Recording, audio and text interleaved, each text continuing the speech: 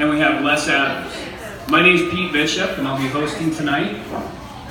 And so it's my job to warm up the crowd. So before I start, I'll tell you a little story that I got. I'm not much of a comedian like my fellow stand-ups here, but I give it a little bit.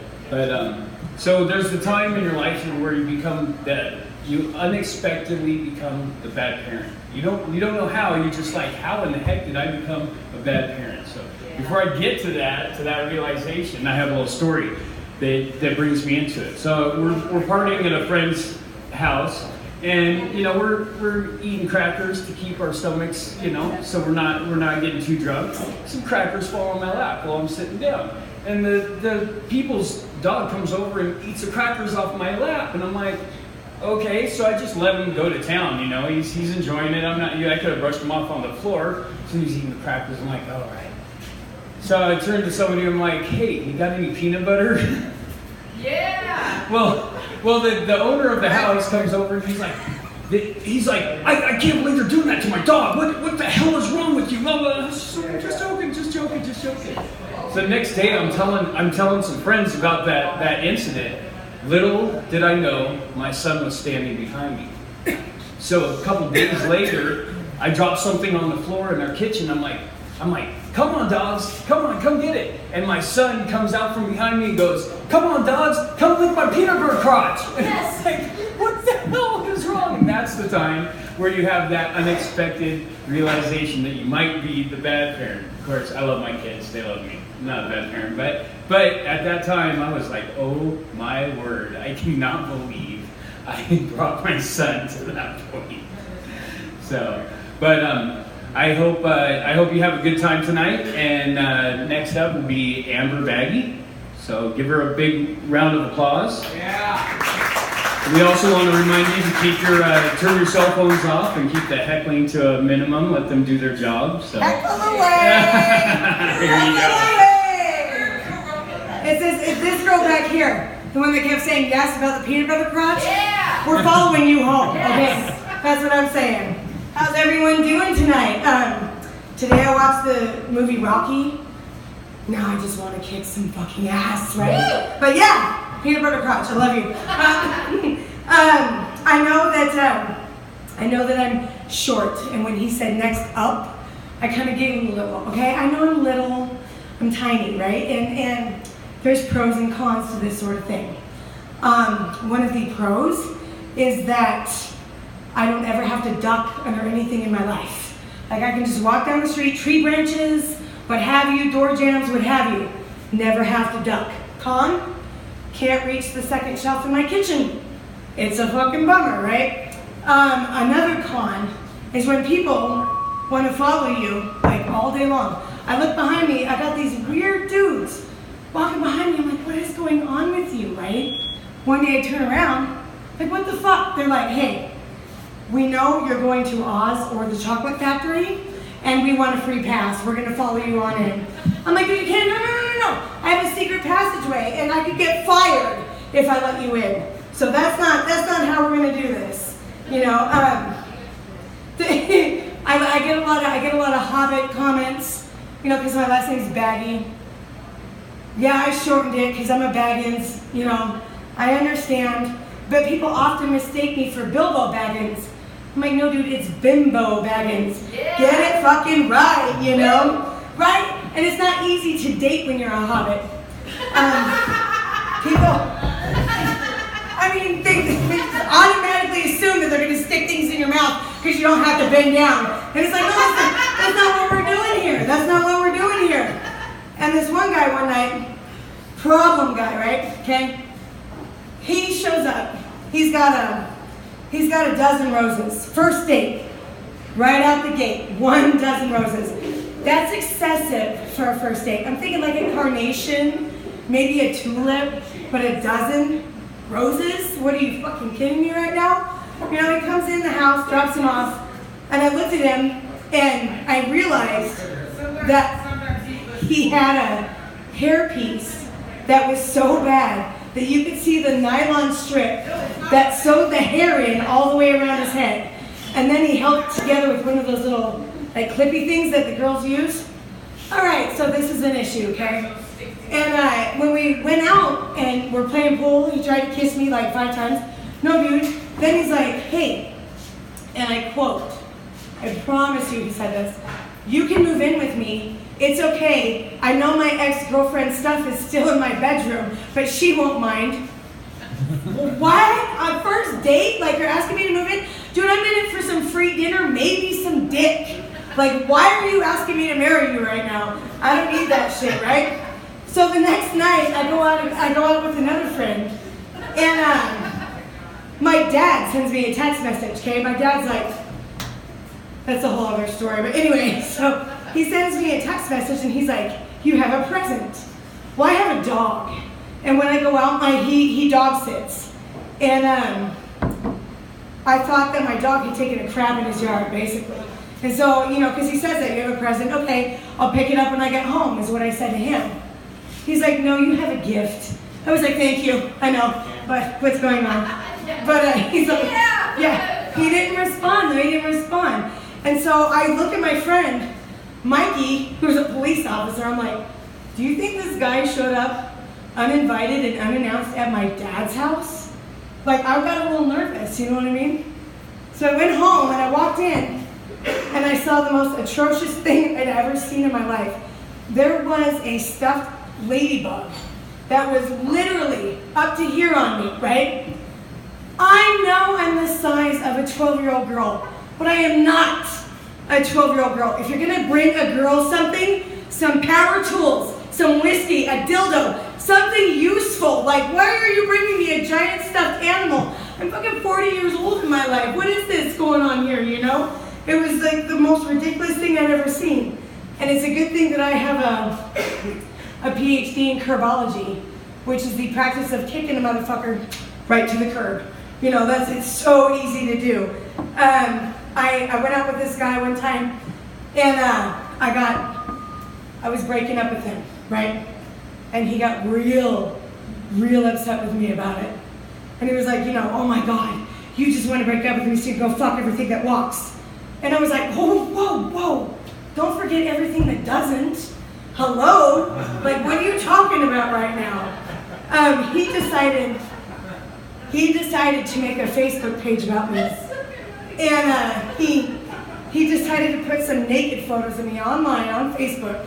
This happened, right? And I have a YouTube channel. So this fucking guy, like, you know, he's just talking shit, posting naked pictures. Thank God I look good naked, otherwise I would have really been pissed. But he's putting this shit online. And I was like, you know what? We can combat this. We can fight this. So I made a video. What I did was I made a little spaghetti, right? And I got online and I said, hey, check this out. My ex wants to post nude photos of me. That's fine. I go, I'm just gonna give you a little demonstration of him. And I held up the wet noodle because that's pretty much the situation that was going on with that one. That's why he was so mad at me, you know? And then what pisses me off is when I'm trying to like do stuff like that. Well, you know, okay, we've all been there. Autocorrect, tech support, 2 things that are completely and totally inappropriately named. It should be auto, go fuck yourself, I'm gonna say what I want. And then it should be tech, I'm not gonna support you in any way, shape, or form. You just figure it out on your own, you know what I mean? That fucking shit makes me so mad. Like, I was telling him to go fuck himself, and I was like, go duck yourself. And that's more of a message for me, but whatever, it's fine. But and then, oh my God, this is the other thing with tech support, my father. Okay, my dad he's a vet, and he's a really smart guy, right? This fucking guy can tell you every mountain range, every ridge, every trail, all the graves buried from here to Colorado from the 1800s, right? My father cannot come into my house, pick up the remote with the giant thing on it that says Netflix and figure out how to get to the Netflix. Like, you can lead me across the Lewis and Clark Trail, but you can't figure out how to get to the fucking Netflix? It's right there, Dad. Click the damn remote, you know? This has been going on for a year. I don't know if you figured it out yet or not, but I friggin' hope so. And my dad, why? It is true, right? Like, and my dad used to be the guy, okay, this happened. True story. I go outside, I hear this noise outside. It's like, oh, oh. I'm like, what the fuck is this? Right? It's like midnight. I go outside, my dad, my father, is on the front lawn. It's a full moon, and he's howling at it. I'm like, oh God, Dad, what are you doing? What are you doing right now? And he's like, well, I'm an American citizen. And if I want to stand out here on my lawn and howl at the moon, well, I'm going to stand out here on the lawn and howl at the moon. Right? That's right. Well, then figure out how to get to the Netflix, motherfucker. Like, seriously, like, I mean, come on. I can't even tell you. It's ridiculous. And my dad is like one of those people who thinks that cleaning the toilet is flushing it. No, that's not how we do things, right? I mean, there's just so much going on in life right now. I actually found a good guy after all the disastrous, and I do mean disastrous, individuals I met. I actually found a good guy right now, and he tries to maintain, right? But sometimes I like to listen to him on speakerphone because it's interesting, you know, it's fun. And he doesn't know he's on speakerphone, and I like to do it when there's other people in the room because he doesn't know that there's other people in the room. And so it's like, you don't know what you're gonna say, you know. But he got on the phone one night, and I was actually with my son, who's 19 years old, and he was going on and on and on about like how much he liked me and how much he loved me and this and that and the other thing. And I was like, really? I go, well, in that list, the first list that he gave me, I was 3rd and 7th on the list about what he was happy about in life right now. 3rd and 7th, which was 3rd and last. Okay? So I was like, you need to make that up to me. You need to tell me some more stuff. So he starts going on and on about how much he loves me, why he loves me, this and that, with my son there on speakerphone. And I did not realize that he was going to go down this road. But he said, and you don't know the freaky shit that I'm going to do to you the next time I see you. I never dove for a phone so fast in my life. Like, I was like, oh my God, in fucking total panic mode. My son just gets up. I'm like, peeing my pants laughing because that's what I do in situations like that. But yeah, it was fucking ridiculous. I also have a little dog that I love. Like, I have my son and I have my dog. And I take a lot of pictures, and I do a lot of shit on the phone. And my fucking dog, I was out walking her the other day.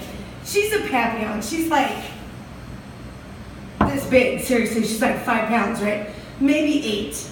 This fucking dog can shit and piss more than I've ever seen in my life. When I take her outside, her bladder has to be like the size of a walnut, if not smaller.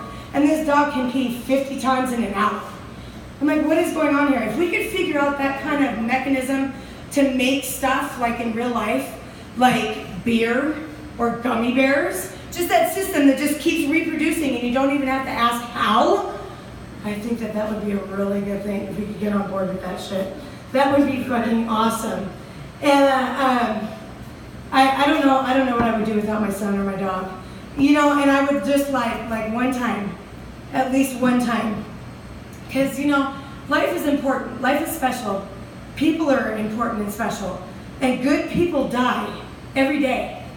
Every day. The people we love, you know, the people we care about, our friends, our family, just croak off in mysterious ways. We don't know.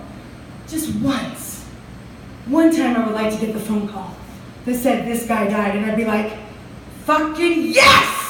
Finally! It's about time! Oh my God! I'm so happy. Like, you know, we'll get the champagne out of the freezer. Be like, all right, we're gonna party tonight, you know? Yeah. But some people don't deserve to be here. That's all I'm saying. And, but like I was saying about, it's the truth. It's the truth. My guy that I was talking about, he's a plumber. Right? I know. Too many jokes too fast. That's what she said. I just did, actually, yeah. But we were talking about plumbing not too long ago, and he was telling me all about it. And I was like, who in the fuck invented this? Who named all this stuff, right? Because The fundamentals of plumbing are listed as this. And